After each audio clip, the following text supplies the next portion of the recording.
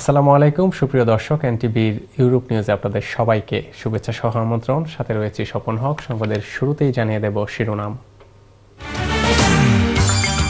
Brexit চুক্তিতে সম্মত হওয়া এবং ব্রেক্সিটকে পরবর্তী ধাপে নেওয়া সব নির্ভর করছে এদের সিদ্ধান্তের উপর, মন্তব্য ইউরোপীয় ইউনিয়নের।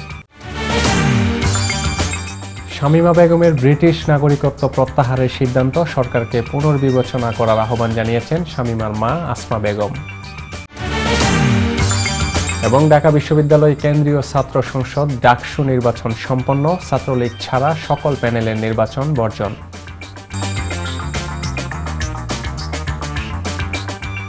দর্শক শুনছিলেন সংবাদ শিরোনাম, এবারে জানিয়ে দেব বিস্তারিত সংবাদ। আর শুরুতেই থাকছে ব্রিটেন প্রসঙ্গ।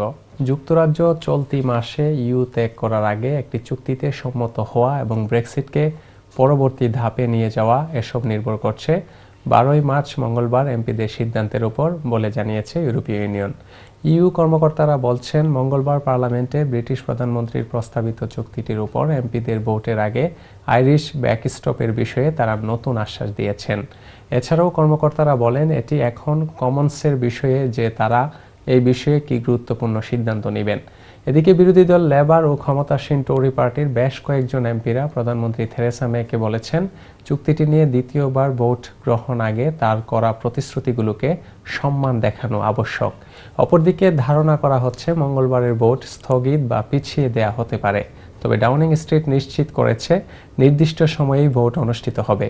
আগামী 29 মার্চ যুক্তরাজ্যের ইইউ ত্যাগের দিন ধার্য করা আছে, যদিও সংসদ এখনও প্রত্যাহারের শর্তাদিতে সম্মত হয়নি। সম্প্রতি এক বিবৃতিতে প্রধানমন্ত্রী থেরেসা মে এমপিদেরকে তার চুক্তিটিকে সমর্থন করার আহ্বান জানিয়েছেন। অন্যথায় মঙ্গলবার যদি চুক্তিটি পার্লামেন্টে দ্বিতীয়বারের মতো প্রত্যাখ্যাত হয়, তবে এর পরিণতি কি হবে তা কারও জানা নেই বলে উল্লেখ করেন প্রধানমন্ত্রী। সিরিয়ায় জঙ্গি গোষ্ঠীতে যোগ দেয়া শামীমা বেগমের ব্রিটিশ নাগরিকত্ব প্রত্যাহারের সিদ্ধান্ত সরকারকে পুনর্বিবেচনা করার আহ্বান জানিয়েছে শামীমার মা। শামীমা বেগমের মা আসমা বেগমের পক্ষে তার পরিবারের আইনজীবীর কাছ থেকে হোম অফিস বরাবর এক চিঠিতে সরকারের প্রতি এ অনুরোধ করা হয়। গত সপ্তাহে শামীমার নবজাতক ছেলেটি মারা যাওয়ার খবর শোনার পর তার পরিবার থেকে এ চিঠি লেখা হলো। মাত্র 15 বছর বয়সে 2015 সালে ব্রিটেন থেকে সিরিয়ায় গিয়ে জঙ্গি গোষ্ঠীতে যোগ দেন শামীমা বেগম। এরপর সম্প্রতি এক ক্যাম্পে তাকে খুঁজে পায় ব্রিটিশ সংবাদ মাধ্যমে তিনি আবারও ব্রিটেনে ফেরত আসার বিষয়ে আগ্রহ প্রকাশ করেন। এরপরেই বিশ্বব্যাপী আলোচিত ও সমালোচিত হন শামীমা বেগম। এদিকে তাকে বিপজ্জনক ও ব্রিটেনের নিরাপত্তার কথা ভেবে তার নাগরিকত্ব বাতিল করে দেয় হোম অফিস। তবে হোম অফিসের সিদ্ধান্তের বিপরীতে আপিল করেছে তার পরিবার। অপরদিকে শামীমা বেগম ছাড়াও সিরিয়ায় শরণার্থী শিবিরে শিশু সন্তান সহ আটক থাকা আরও 2 ব্রিটিশ নারীর নাগরিকত্ব বাতিল করেছে ব্রিটিশ সরকার। রবার্ট চ্যাটার্টন ডিকসন বাংলাদেশে যুক্তরাজ্যের নতুন হাই কমিশনার হিসেবে নিযুক্ত হয়েছেন। রবার্ট চ্যাটার্টন ডিকসন অ্যালিসন ব্লেকের স্থলাভিষিক্ত হয়েছেন। ডিকসন গতকাল রোববার বাংলাদেশে এসেছেন এবং তিনি কাল মঙ্গলবার রাষ্ট্রপতি আব্দুল হামিদের কাছে তার পরিচয়পত্র পেশ করবেন। রবার্ট চ্যাটার্টন ডিকসন 2015 সাল থেকে কাবুলে ব্রিটিশ দূতাবাসে ভারপ্রাপ্ত দূত হিসেবে দায়িত্ব পালন করেন এবং তারও আগে 2013 সালের জুলাই থেকে উপরাষ্ট্রদূত হিসেবে দায়িত্ব পালন করেছেন। অ্যালিসন ব্ল্যাক 2016 সালের জুলাইয়ে বাংলাদেশে ব্রিটিশ হাই কমিশনার হিসেবে দায়িত্ব নেন। কয়েকদিন আগে বাংলাদেশের নিজ দায়িত্ব সম্পন্ন করে তিনি ঢাকা ত্যাগ করেন। দর্শক, এবারে জানিয়ে দেব কমিউনিটি প্রসঙ্গ। গোলাপগঞ্জ হেল্পিং হ্যান্ডস ইউকে নির্বাচন 2019-এর মনোনয়নপত্র গ্রহণ সম্পন্ন হয়েছে। নির্বাচনী তফসিল অনুযায়ী 7 মার্চ ছিল মনোনয়নপত্র দাখিলের শেষ দিন। তফসিলের সময় অনুযায়ী নির্বাচন কমিশন নতুন সদস্য ফর্ম ও মনোনয়নপত্র গ্রহণের কার্যক্রম শুরু করেন। ভারপ্রাপ্ত প্রধান নির্বাচন কমিশনারের দায়িত্ব পালন করেন হাফিজুর রহমান। নির্বাচনী কার্যক্রম পরিচালনা করেন কমিশনার মুসলে উদ্দিন আহমেদ ও আফজল হোসেন। সভাপতি পদে 2টি মনোনয়নপত্র জমা পড়ে তারা হলেন সংগঠনের সাবেক সহসভাপতি ও কোষাধ্যক্ষ বেলাল হোসেন ও বিশিষ্ট যুবনেতা সমাজকর্মী গুলাম কিবরিয়া। এছাড়া সহসভাপতি পদে মনোনয়নপত্র জমা দেন লক্ষ্মীপাশা ইউনিয়ন থেকে আফসারুল ইসলাম, ভাদেশ্বর ইউনিয়ন থেকে সুহেল আহমেদ বদরুল, ঢাকা দক্ষিণ ইউনিয়ন থেকে নুরুল ইসলাম ও শরীফগঞ্জ ইউনিয়ন থেকে মুজিবুর রহমান। সাধারণ সম্পাদক পদে নমিনেশন জমা দেন সাব্বির আহমেদ শাহেদ, ব্যারিস্টার মুহিবুর রহমান নানু এবং কোষাধ্যক্ষ পদে আব্দুস সামাদ সহ বিভিন্ন পদে আরও অনেকে নমিনেশন জমা দেন। বাংলাকে জাতিসংঘের দাপ্তরিক ভাষা করার দাবি জানিয়েছে organisation for the recognition of Bangla as an official language of the United Nations. গত 10ই মার্চ পোর্টসমাউথে আন্তর্জাতিক মাতৃভাষা দিবস উপলক্ষে আয়োজিত এক আলোচনা সভায় সংগঠনের নেতৃবৃন্দ এ দাবি জানান। আলোচনা সভায় বক্তারা বলেন, বিশ্বে প্রায় 32 কোটি মানুষ বাংলা ভাষায় কথা বলে। 2017 সালের হিসেব মতে বাংলা ভাষার অবস্থান 7ম, কিন্তু বিভিন্ন কারণে আমাদের বাংলা ভাষার মর্যাদা ক্ষুণ্ণ হচ্ছে। এই মর্যাদা অক্ষুণ্ণ রাখতে আমাদের সবাইকে সচেতন এবং এগিয়ে আসতে হবে। পোর্টসমাউথ শাখার সভাপতি মসুদ আহমেদের সভাপতিত্বে এবং শাখার সচিব আবু সুয়েব তানজামের সঞ্চালনায় অনুষ্ঠানের প্রধান অতিথি হিসেবে উপস্থিত ছিলেন পোর্টসমাউথ কাউন্সিলের লর্ড মেয়র কাউন্সিলর লি মেইসন। বিশেষ অতিথি হিসেবে উপস্থিত ছিলেন সংগঠনের কেন্দ্রীয় কমিটির সভাপতি ডক্টর তুজাম্মল টনি হক এবং মহাসচিব তফাজ্জল হোসেন চৌধুরী। আলোচনায় আরও অংশ নেন সৈয়দ আমিনুল হক, মুক্তিযোদ্ধা শেখ ফরমুজ আলী, আজিজুর রহমান, আব্দুল লতিফ জেপি, সুইন্ডন শাখার সভাপতি আরজু মিয়া এমবি, ফৈজুর রহমান চৌধুরী এমবিএ এবং বাংলাদেশ হাই কমিশনের পক্ষ থেকে উপস্থিত ছিলেন কাউন্সিলর মোহাম্মদ মোসাদ্দেক হুসাইন। আলোচনা শেষে শিশু কিশোরদের চিত্রাঙ্কন প্রতিযোগিতায় বিজয়ীদের মধ্যে পুরস্কার বিতরণ করা হয়। বাংলাদেশ এগিয়ে যাচ্ছে, এ দ্বারা অব্যাহত রাখতে প্রবাসীদের আরও বেশি অবদান রাখার আহ্বান জানিয়েছেন তত্ত্বাবধায়ক সরকারের সাবেক উপদেষ্টা রাশেদা কে চৌধুরী। এ সময় তিনি প্রবাসীদের অধিকার এবং তাদের সকল ধরনের নিরাপত্তায় সরকারকেও আরও যত্নশীল হতে হবে বলে মন্তব্য করেন। প্যারিসের জালালাবাদ অ্যাসোসিয়েশন আয়োজিত সংবর্ধনা অনুষ্ঠানে তিনি এসব কথা বলেন। ফ্রান্স থেকে বিস্তারিত জানাচ্ছেন আবু তাহির। প্যারিসের গার্ডনর্দে এক অভিজাত রেস্টুরেন্টে তত্ত্বাবধায়ক সরকারের সাবেক উপদেষ্টা রাশেদা কে চৌধুরীকে সংবর্ধনা প্রদান করেছে জালালাবাদ অ্যাসোসিয়েশন ফ্রান্স শাখা। বিপুল সংখ্যক ফ্রান্সে বসবাসরত সিলেট প্রবাসীদের উপস্থিতিতে সংগঠনের সভাপতি হেনু মিয়ার সভাপতিত্বে ও সাধারণ সম্পাদক আলী হুসেইনের পরিচালনায় এ সময় সংবর্ধিত অতিথি রাশেদা কে চৌধুরী ছাড়াও বিশেষ অতিথির বক্তব্য রাখেন ফ্রান্সে নিযুক্ত বাংলাদেশ রাষ্ট্রদূত কাজী ইমতিয়াজ হুসেইন। সংবর্ধনা অনুষ্ঠানে বক্তব্য রাখেন বাংলাদেশ অ্যাসোসিয়েশনের আহ্বায়ক সালেহ আহমেদ চৌধুরী, মুক্তিযোদ্ধা সংহতি পরিষদের সভাপতি জামিরুল ইসলাম মিয়া, ইয়ত ক্লাব ফ্রান্সের সাধারণ সম্পাদক টি.এম. রেজা, চাঁদপুর জেলা সমিতির সভাপতি মিজান চৌধুরী মিন্টু, শরফ উদ্দিন সহ বিভিন্ন সংগঠনের নেতৃবৃন্দ। রাশেদা কে চৌধুরী জালালাবাদ অ্যাসোসিয়েশনের ভূয়সী প্রশংসা করে বলেন, বাংলাদেশের উন্নয়নে প্রবাসীদের ভূমিকা অত্যন্ত গুরুত্বপূর্ণ। আমি মনে করি জালালাবাদ অ্যাসোসিয়েশন এখানে একটা লিড রোল পালন করে। যেহেতু প্রাচীনতম, যেহেতু ঐতিহ্য আছে, সেই 47 সালে ব্রিটিশ ভারত, কাজেই এই জায়গা থেকে বোধহয় আমাদের। অনুষ্ঠানে বিশেষ অতিথি রাষ্ট্রদূত কাজী ইমতিয়াজ হোসেন ফ্রান্সের বাংলাদেশ কমিউনিটির সকল মানুষের জন্য ঐক্যবদ্ধ প্ল্যাটফর্ম গড়ে তোলার লক্ষ্যে আপনাদের কাছে আমার অনুরোধ থাকবে কাজ করার আহ্বান জানান। এই ধরনের একটি প্ল্যাটফর্ম যদি তৈরি করতে হয়, ওই প্ল্যাটফর্মে প্রত্যেকের বড় রকমের স্যাক্রিফাইস করতে হবে।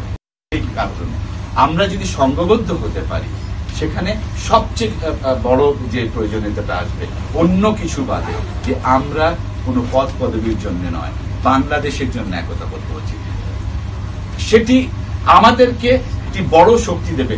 ফ্রান্সে বাংলাদেশে 60-70 হাজার বাংলাদেশি আছে। এই বড় সংগঠন বাংলাদেশকে তুলে ধরতে যে কি বিরাট ভূমিকা পালন করবে, আপনারা সহজে অনুমান করতে পারবেন। অনুষ্ঠানের শুরুতে সংবর্ধিত অতিথি রাশেদা কে চৌধুরীকে ফুলেল শুভেচ্ছায় সিক্ত করেন সংগঠনের নেতৃবৃন্দ। ফ্রান্সের প্যারিস থেকে আবু তাহির, এনটিভি নিউজ। বিয়ানীবাজার উপজেলা পরিষদ নির্বাচনে চেয়ারম্যান পদপ্রার্থী মোহাম্মদ জাকির হোসেনের আনারস মার্কার সমর্থনে প্যারিসে এক সভা অনুষ্ঠিত হয়েছে। শনিবার প্যারিসের গার সার্সেল এলাকার এক অভিজাত রেস্টুরেন্টে আয়োজিত এই সভায় ফ্রান্সে বসবাসরত বিপুল সংখ্যক বিয়ানীবাজার উপজেলার প্রবাসীরা উপস্থিত ছিলেন। সভায় বক্তারা বিয়ানীবাজার উপজেলা আওয়ামী লীগের সাংগঠনিক সম্পাদক ও বিয়ানীবাজার সরকারি কলেজ ছাত্র সংসদের সাবেক ভিপি চেয়ারম্যান পদপ্রার্থী মোহাম্মদ জাকির হোসেনের দীর্ঘ রাজনৈতিক জীবন নিয়ে আলোচনা করেন। বক্তারা শহীদ পরিবারের সন্তান মোহাম্মদ জাকির হোসেনকে উপজেলা পরিষদ নির্বাচনে নির্বাচিত করতে সকলের প্রতি আহ্বান জানান। উল্লেখ্য, বিয়ানীবাজার উপজেলা নির্বাচনে আরও বিভিন্ন প্রতীকে অনেকে নির্বাচনে অংশ নিচ্ছেন। ঐতিহাসিক 7ই মার্চ উপলক্ষে প্যারিসের লা চ্যাপেল এলাকার এক রেস্টুরেন্টে আলোচনা সভা করেছে প্যারিস মহানগর আওয়ামী লীগ। ফ্রান্স আওয়ামী লীগের বিপুল সংখ্যক নেতাকর্মীদের উপস্থিতিতে প্যারিস নগর আওয়ামী লীগ সভাপতি খান সাইফুল ইসলামের সভাপতিত্বে ও সাধারণ সম্পাদক এম আকিল ইব্রাহিমের পরিচালনায় সভায় বক্তব্য রাখেন সংগঠনের জ্যেষ্ঠ সহসভাপতি শামসুল আজম খান, শ্রমিক লীগ ইউরোপ কোঅর্ডিনেটর মিজান চৌধুরী মিন্টু, নগর আওয়ামী লীগের উপদেষ্টা চেয়ারম্যান শাহজাহান রহমান, উপদেষ্টা শাহজাহান সারু, শরীফউদ্দিন স্বপন সহ ফ্রান্স আওয়ামী লীগ নেতৃবৃন্দ। এসব বক্তারা জাতির পিতা বঙ্গবন্ধু শেখ মুজিবুর রহমানের ঐতিহাসিক 7ই মার্চের ভাষণ ইউনেস্কোর বিশ্ব প্রামাণ্য ঐতিহ্য হিসেবে স্বীকৃতি পাওয়ায় উচ্ছ্বাস প্রকাশ করেন। দর্শক, এবারে জানিয়ে দেব বাংলাদেশ প্রসঙ্গ। সম্পন্ন হয়েছে বহুল প্রত্যাশিত ঢাকা বিশ্ববিদ্যালয় কেন্দ্রীয় ছাত্র সংসদ ডাকসু নির্বাচন। নির্বাচনে প্রায় সব হলে জয়ী হয়েছে ছাত্রলীগ। ছাত্রলীগ ছাড়া বাকি সব প্যানেলের ভোট বর্জনের মধ্য দিয়ে সম্পন্ন হয়েছে ডাকসু নির্বাচন। অনিয়ম, ভোট কারচুপি ও প্রার্থীদের উপর হামলার অভিযোগ তুলে তারা ভোট বর্জনের ঘোষণা দেন। তবে এসব অভিযোগকে ভিত্তিহীন বলছে ছাত্রলীগ। আর এদিকে অভিযোগ খতিয়ে দেখতে প্রো ভিসি মোহাম্মদ সামাদের নেতৃত্বে 4 সদস্যের একটি তদন্ত কমিটি গঠন করেছে বিশ্ববিদ্যালয় কর্তৃপক্ষ। আরও বিস্তারিত দেখুন রিপোর্টে। সূর্যাসেন হলের সামনে দুপুর 1:15টার দিকে মুখোমুখি অবস্থান নেয় ছাত্রলীগ ও ছাত্রদল। ক্রমেই ক্যাম্পাস জুড়ে ছড়িয়ে পড়ে উত্তেজনা। রোকেয়া হলের সামনে সাধারণ ছাত্র অধিকার সংরক্ষণ পরিষদের ভিপি প্রার্থী নুরুল ইসলাম নুরু ও মহসিন হলের সামনে হামলার শিকার হন প্রগতিশীল ছাত্র ঐক্যের ভিপি প্রার্থী লিটন নন্দী। ছাত্রদলের বিভিন্ন পর্যায়ের নেতাকর্মীও হামলার শিকার হয়েছেন বলেও অভিযোগ করা হয়। ভোট গ্রহণ শেষ হওয়ার ঘণ্টাখানেক আগেই ভোট বর্জনের ঘোষণা দেয় ছাত্রদল, প্রগতিশীল ছাত্র ঐক্য, সাধারণ ছাত্র অধিকার সংরক্ষণ পরিষদ এবং স্বতন্ত্র পরিষদ। আমরা ঢাকা বিশ্ববিদ্যালয়ের এই দলকানা ভিসির পদত্যাগ দাবি করছি। ঢাকা বিশ্ববিদ্যালয়ের সকল পর্যায়ের হল পর্যায়ের প্রভোস্টরা এই অন্ধ দলখানা সকল প্রভোস্টের আমরা পদত্যাগ দাবি করছি। এই নির্বাচন আমরা প্রশাসনের নির্বাচন বাতিল দাবি করছি এবং পুনরায় ভোট গ্রহণের জন্য আমরা আবেদন জানাচ্ছি। নির্বাচনকে প্রত্যাখ্যান করছি। এখন আমরা মিছিল করে রাজুতে যাব এবং আগামীকাল সর্বাত্মক ধর্মঘট। তবে ছাত্রলীগের প্রার্থীরা বলছেন এসব অভিযোগ পরিকল্পিত। যারা সাংগঠনিকভাবে দুর্বল, যাদের ভোটারই নাই, তাদের এই অজুহাতগুলো বাংলাদেশের সারা জীবন গুজব হিসেবেই চলে আসছে। তারা তখন টার্গেট করেছে প্রোপাগান্ডা এবং গুজব ছড়ানোর জন্য, যেমন কোটা বিরোধী আন্দোলন এবং নিরাপদ সড়ক আন্দোলনে আমরা যেটা দেখেছি, গুজব ছড়িয়ে দিয়েছে যে অমুকে মেরে ফেলেছে, তমুকে সে রেপ হয়েছে। এই ধরনের সেম স্টাইলে সেম পার্সনগুলো সেম নেচারের তারা এগুলো কাজগুলো করছে। ভোট বর্জনের পরপরই নেতাকর্মী ও সমর্থকদের নিয়ে ভিসির বাসভবনের সামনে অবস্থান নেয় ছাত্র সংগঠনগুলো। অনিয়মের অভিযোগ শুরু হয় কুয়েত মৈত্রী হল থেকে, যেখানে আগের রাতেই ব্যাগ ভর্তি ভোট দেয়া ব্যালট রেখে দেয়া হয়। আমাদের দাবি ছিল যে ব্যালট বক্স দেখিয়ে তারপর আমরা ভোট দিব, যেটা অন্যান্য হলে করা হয়েছে, কিন্তু আমাদের হলে সেটা করা হচ্ছিল না, প্রশাসন দিচ্ছিল না। যখন আমরা মেয়েরা মানছিলাম না সেটা, আমাদের দাবি জানাচ্ছিলাম, তখন প্রক্টোরিয়াল টিমকে ফোন দেওয়া হলো। প্রক্টোরিয়াল টিম এসে আমাদের সাথে কথা বলল। প্রক্টর স্যার আমাদেরকে মিথ্যা আশ্বাস দিয়ে ভেতরে যে কাজটা করা হচ্ছিল, ভেতরে ভোট কেন্দ্রের পাশে একটা রুম আছে যেটার সাথে ভোট কেন্দ্রের যোগাযোগ আছে, মানে একটা রুম আছে ভিতরে, সেই রুমের ভিতর দিয়ে ওনারা ব্যালট বক্স নিয়ে গেছে। নিয়ে যাওয়ার পরে আমরা দেখলাম যে মেন দরজা বন্ধ করে দেওয়া হয়েছে। অভিযোগ পাওয়ার পরপরই প্রক্টর ও প্রভিসি ছুটে আসেন কুয়েত মৈত্রী হলে। অব্যাহতি দেওয়া হয় হলের প্রভোস্টকে। অনিয়মের বিষয়ে ব্যবস্থা নেওয়া হবে বলে জানান বিশ্ববিদ্যালয়ের ভিসি। একটি অনভিপ্রেত ঘটনা আমাদের কুয়েত মৈত্রী হলে ঘটেছিল, সেটার জন্য যেই মুহূর্তে বিষয়টি আমার নজরে এসছে তখনই কিন্তু শক্ত ব্যবস্থা গ্রহণ করেছি। প্রাধ্যক্ষকে অব্যাহতি দিয়েই শুধু শেষ করিনি, নতুন প্রাধ্যক্ষ দিয়ে আরও যে কঠিন অবস্থা সিদ্ধান্ত গ্রহণ করব সামনে, সেটা হলো একটা তদন্ত কমিটি গঠন করেছি এবং সেই তদন্ত কমিটির রিপোর্ট পাওয়ার পর যে বা যারা এই ধরনের অনিয়ম, দুর্নীতি এবং নৈতিকতা বিরোধী এই কাজের সাথে যে বা যারা জড়িত প্রমাণ পাওয়া যাবে তাদের বিরুদ্ধে আরও শক্ত ব্যবস্থা আমরা গ্রহণ করতে দৃঢ় প্রতিজ্ঞ। আর শুরুর 15 মিনিট পরেই 1 ঘন্টার জন্য বন্ধ হয়ে যায় রোকেয়া হলের ভোট গ্রহণ। নুরুর উপর হামলার ঘটনায় পরিস্থিতি উত্তপ্ত হলে 12টায় 3 ঘন্টার জন্য আরেক দফা বন্ধ হয় হলটির ভোট। ভোট দিয়ে খুবই ভালো লাগছে, কারণ আমার লাইফে ফার্স্ট ভোট আমি দিয়েছি। আর 28 বছর পর যদি অচল অবস্থা শেষ হয়েছে, তাহলে এখন থেকে আমরা আশা করি প্রতি বছর নির্বাচনটা হবে। অভিযোগ পাল্টা অভিযোগের মধ্যেও সাধারণ ভোটারদের উপস্থিতি ছিল চোখে পড়ার মতো। কেন্দ্রীয় এবং 18টি হল সংসদের এই নির্বাচনে মোট প্রার্থী 738। Maksudul Hasan, NTV news, Dhaka. বাংলাদেশ ও ভারতের মধ্যকার দ্বিপক্ষীয় বন্ধন সুপ্রতিবেশী সুলভ সম্পর্কের রোল মডেল উল্লেখ করে প্রধানমন্ত্রী শেখ হাসিনা বলেছেন, বাংলাদেশের মাটি কখনো কোনো সন্ত্রাসী সংগঠনকে ব্যবহার করতে দেয়া হবে না। সোমবার ভারতের প্রধানমন্ত্রী নরেন্দ্র মোদীর সঙ্গে ভিডিও কনফারেন্সে কথা বলেন প্রধানমন্ত্রী। এ সময় ভারতের প্রধানমন্ত্রী নরেন্দ্র মোদী বলেন, উন্নয়নের সহযোগী হয়ে ভারত বাংলাদেশের পাশে থাকবে। এর আগে বাংলাদেশ ও ভারতের দুই প্রধানমন্ত্রী নিজ নিজ দেশের রাজধানী থেকে ভিডিও কনফারেন্সের মাধ্যমে যৌথভাবে 4টি প্রকল্প উদ্বোধন করেন। আরও বিস্তারিত দেখুন রিপোর্টে।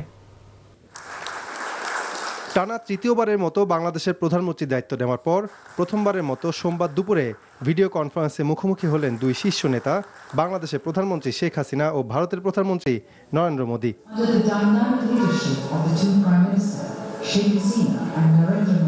এই সময় গণভবন প্রান্ত থেকে যুক্ত শেখ হাসিনা ও ভারতের প্রধানমন্ত্রী কার্যালয় থেকে যুক্ত নরেন্দ্র মোদী যৌথভাবে উদ্বোধন করেন 4টি প্রকল্পের। এর মাধ্যমে বিআরটিসির জন্য 600 বাস ও 500 ট্রাক যুক্ত করার পাশাপাশি উদ্বোধন করা হয় 5টি জেলায় 36টি কমিউনিটি ক্লিনিক, পিরোজপুরের ভান্ডারিয়া পানি শোধনাগার এবং জাতীয় জ্ঞান নেটওয়ার্কের সম্প্রসারণ কার্যক্রমের। বাংলাদেশ ভারতের মধ্যকার সম্পর্ক এখন সোনালী সময় পার করছে উল্লেখ করে ভিডিও কনফারেন্সে নরেন্দ্র মোদী বলেন, উন্নয়ন লক্ষ্যমাত্রা অর্জনে বাংলাদেশের সহযোগী হয়ে পাশে থাকবে ভারত। দ্বিপক্ষীয় সম্পর্ক হবে আরও দৃঢ়। भारत और बांग्लादेश के बीच कनेक्टिविटी मजबूत करने की बात जब भी होती है तो उसका सबसे बड़ा प्रेरणा स्रोत मैं प्रधानमंत्री शेख हसीना जी के विजन को मानता हूँ। मुझे बहुत प्रसन्नता है कि आज हमने न सिर्फ ट्रांसपोर्ट बल्कि साथ ही नॉलेज में भी कनेक्टिविटी बढ़ाने के कदम उठाए हैं। बांग्लादेश से जुड़कर भारत का नेशनल नॉलेज नेटवर्क अब बांग्लादेश के स्कॉलर्स और रिसर्च संस्थानों के भारत और पूरे विश्व के साथ जोड़ने वाली एक मजबूत कड़ी बनेगा। এই সময় প্রধানমন্ত্রী শেখ হাসিনাও নরেন্দ্র মোদীকে ধন্যবাদ জানান সহযোগিতামূলক এসব প্রকল্পের জন্য। তিনি বলেন, বহুমুখী ও বহুমাত্রিক সহযোগিতার ফলে বাংলাদেশ ভারত সম্পর্ক এখন বিশ্বে উজ্জ্বল দৃষ্টান্ত। বহুমাত্রিক সহযোগিতার ফলে আমাদের মধ্যকার দ্বিপাক্ষিক সম্পর্ক বিশ্ববাসীর সম্মুখে সুপরিবেশী সুলভ সম্পর্কের দৃষ্টান্ত রূপে পরিগণিত হচ্ছে। আমি দৃঢ়ভাবে বিশ্বাস করি ভবিষ্যতেও এই সহযোগিতা অব্যাহত থাকবে। বাংলাদেশ সব ধরনের সন্ত্রাসবাদের প্রতি সহনশীলতার নীতি গ্রহণ করেছে এবং সন্ত্রাসবাদী সংগঠনকে কখনোই বাংলাদেশের মাটিতে আশ্রয় প্রদান করা হবে না। পরে বিআরটিসি ডিপো সহ বিভিন্ন জেলায় উপকারভোগীদের সঙ্গে ভিডিও কনফারেন্সে কথা বলেন শেখ হাসিনা। ভারত থেকে আসা বাস, ট্রাক যথাযথভাবে রক্ষণাবেক্ষণে মনোযোগী হতে সংশ্লিষ্টদের নির্দেশ দেন প্রধানমন্ত্রী। বাসে যে যাত্রীরা চলবে বাসগুলো পরিষ্কার পরিচ্ছন্ন থাকে আর বাস থেকে ময়লা রাস্তার জন্য সরে রাখা, প্রত্যেক বাসে ময়লা রাখার জন্য জায়গা দিতে হবে। Fahad Mohammad, NTV news, Dhaka. দর্শক, সংবাদ শেষ করব, তবে শিরোনামগুলো জানিয়ে দিচ্ছি আবারও। ব্রেক্সিট চুক্তিতে সম্মত হওয়া এবং ব্রেক্সিটকে পরবর্তী ধাপে নেওয়া সব নির্ভর করছে এদের সিদ্ধান্তের উপর, মন্তব্য ইউরোপীয় ইউনিয়নের। শামীমা বেগমের ব্রিটিশ নাগরিকত্ব প্রত্যাহারের সিদ্ধান্ত সরকারকে পুনর্বিবেচনা করার আহ্বান জানিয়েছেন শামীমার মা আসমা বেগম। এবং ঢাকা বিশ্ববিদ্যালয় কেন্দ্রীয় ছাত্র সংসদ ডাকসু নির্বাচন সম্পন্ন, ছাত্রলীগ ছাড়া সকল প্যানেলের নির্বাচন বর্জন।